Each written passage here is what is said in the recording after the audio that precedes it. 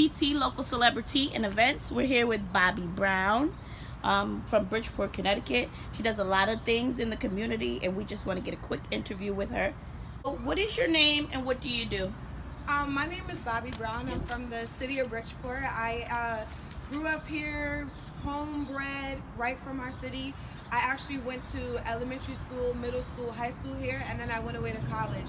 What I do is I am a marketing communications director here in the city of Bridgeport for an amazing company. But outside of what I do, I enjoy being involved in youth development, youth work, anything that has to do with making sure our young people have a brighter future and giving them that opportunity that they may not find anywhere else. I know that you're a dancer. Tell us a little bit about that. I do dance. I've done jazz, tap, modern, ballet. I also teach dance as well. Given that free, it doesn't cost anything. Just teaching local girls on the East End how to dance and keeping them involved is something active to do. So I volunteer doing that. When did you first start dancing? I started dancing when I was around, I'm going to say 8. Probably 8 or 9, and I've been dancing ever since. Do you do any local performances? It depends on what the schedule is. So I'm a little bit of everywhere. So whatever happens, I normally post it or after the event. So I'll keep people in touch with everything. Where can people go to stay updated on your dancing performances? You can definitely look me up on Facebook, Bobbi Brown. That's B-O-B-B-I, Brown, B-R-W-N. Or if you want, you can follow me on Instagram, official Bobbi Brown. So we're going to talk about your public speaking. What places have you spoke at? I have spoke at a little bit of everywhere. One of the biggest things that I do think that changed like the way the city sees a lot of our individuals growing up is I had a chance to participate in the Women's March that took place in Washington, D.C. And then they had a Hartford, Connecticut version. I was one of the young speakers at the event, speaking about women's rights, giving a platform to women and also addressing women issues across the state. How was that experience for you? That was really amazing. I feel like for me is one day I'll be able to tell my grandkids that I was part of an amazing moment that took place in history. So I'm definitely excited about that. Wow, that's wonderful. What message do you give the large crowds that you speak to? I think my biggest message is to encourage them to say, hey, don't wait for someone to pass you baton. Sometimes we wait for people to give us the baton in order to go forward with our dreams, but forget about it. If they're not going to pass it to you, still run anyway. Someone along your trail or someone along your track will give you the advice you need to be where you need to be. Okay, tell us about the 100 Girls Leading Project. So I created an event called #100GirlsLeading. The reason why the event is so important and why I created it was because the girls in our city lack a lot of mentorship. One of the things that the girls expressed to me was that they don't have, the women that they look up to are untouchable. So I said, what if I can create a platform where these women that you see that feel untouchable are able to meet with you and encourage you and impact your life. So it wasn't long after I started putting the information out and hundreds of women just started reaching out. Like, I don't have every day to be able to mentor a girl, but if I can get one day. Right. So I said, that'd be good, one day for 4 hours to impact the girl's life that can change their life forever. And 100 Girls Leading is about teaching girls that they have mentors right here. They may look up to the Cardi B's of the world or the Beyoncés of the world or the Oprahs of the world or Michelle Obamas, but I often ask them, could you call them if you had a bad day in school? Could you reach out to them if you were being bullied in school? If you needed college advice, could you call Cardi B? And a lot of them answered no, which made me realize that these girls need realistic mentors, people that they can connect to right here in their city. And Bridgeport has a lot of successful women that work on Wall Street on down to the local hairstylists. And I think it's important that these women give back just a little bit and encourage the girls right here in the city that they could walk in the same steps as them and become the great successful leaders that they want to be. What age is it targeted to? Our age population is 8 to 18. I call it the 3-tier mentorship. So we have the successful women, then we have the girls that are in high school or college, and then we have the girls in elementary. So there's three tiers to it. So the girls and the women that are leading, they mentor the girls that are in high school and in college, and then those same girls turn around and mentor the elementary school girls. So you're kind of working with them to become mentors as well. Yes, giving them an opportunity to share what they've already learned and how to impact the next generation. How did you integrate it into school systems? I felt the process for getting the schools involved was very hard because we were racing against time to make sure that we got enough exposure for the girls here in our city.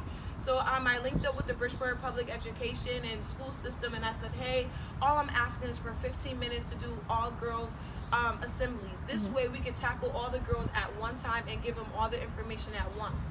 This way it will be able to expose them to what mentorship is about, and also encourage them to say, hey, these women came to our school, I know that lady, I've seen that lady before, versus them coming to my event and don't know anything about me. So it made it more easier. And my team, we got together and there's 37 schools in the city of Bridgeport. We have reached almost all 37. Our assemblies are very interactive, so we ask questions, we challenge them to share their ideas and their feelings about things. We really want to get them to open up where they feel like they can open up. First question is, do you know what a mentor is? And a lot of them don't know what a mentor is. So then the second question is, how would you like someone to help guide you on the path that you're trying to go? And a lot of them start saying, I would like someone who can spend time with me. I would like someone that I can call, or someone to just take me out.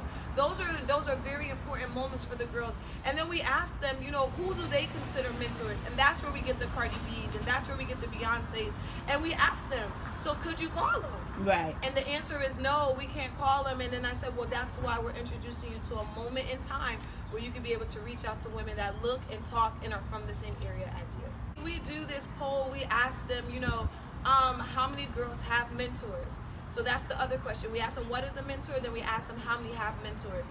And when you look in the room and you find that there's only 3 girls out of 100 and something girls that have mentors, it's kind of heartbreaking.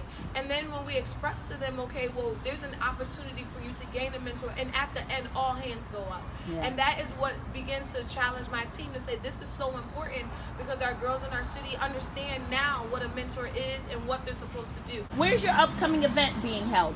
My upcoming event is going to be held June 1st at McLevy Green, downtown Bridgeport. I say in back of the mayor's office, but if you know anything about downtown, it's in the heart of downtown Bridgeport. It's going to be an amazing event. You can't miss it. And it's all females. Sorry guys, this isn't one for you. Just all mentors, all women mentors, women everything. This way the girls feel safe enough to come out of their comfort zones and not have to worry about a boy asking them or looking at them. So this way it's an all-girls event. We have mom and daughter businesses. Okay.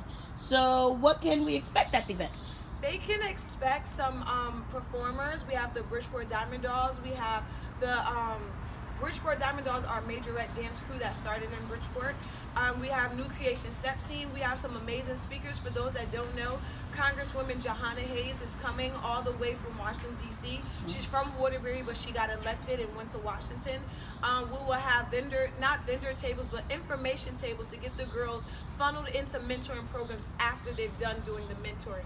This way, they get a chance to interact with these women and be engaged. And then we're saying, after you're done with all that, let's get you linked up to a program that can continue the work that we've started.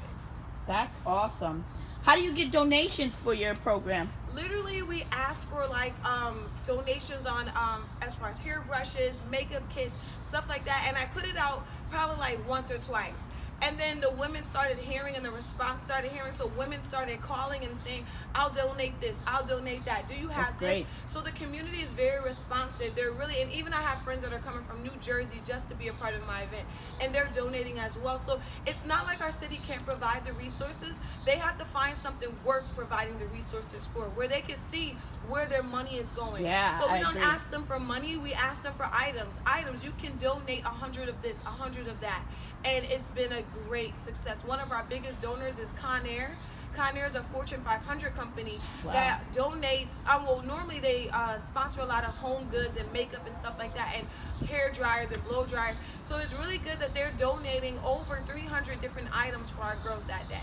So do you plan on giving out little care kits to the girls? Yes, girls are going to walk away with backpacks full of items that have been donated to them, and it's first come, first serve. So we do our first 100, the girls that first registered, that first 100, so we can solidify that number. And then after that, we say the doors are open for anyone else that wants to be a part of the event, and we'll give as much as we can. We can't give everything because we don't have everything, but we will do our best to make sure girls walk away with something. Do you plan to expand this further than Bridgeport? Yes. We want to make sure this one goes well first, but our goal is to make sure that every city has a 100 Girls Leading in it. Is there any way people can contact you to contribute to your event or volunteer? Yes, you can log on to Facebook and look up hashtag 100 Girls Leading or 100 Girls Leading on Instagram as well as on Facebook. We have a like page, we have an event page as well. You can follow us, you can see who's donated, you can see who's participating, you can see how many girls we're servicing right there, and we'll be live the day of our event.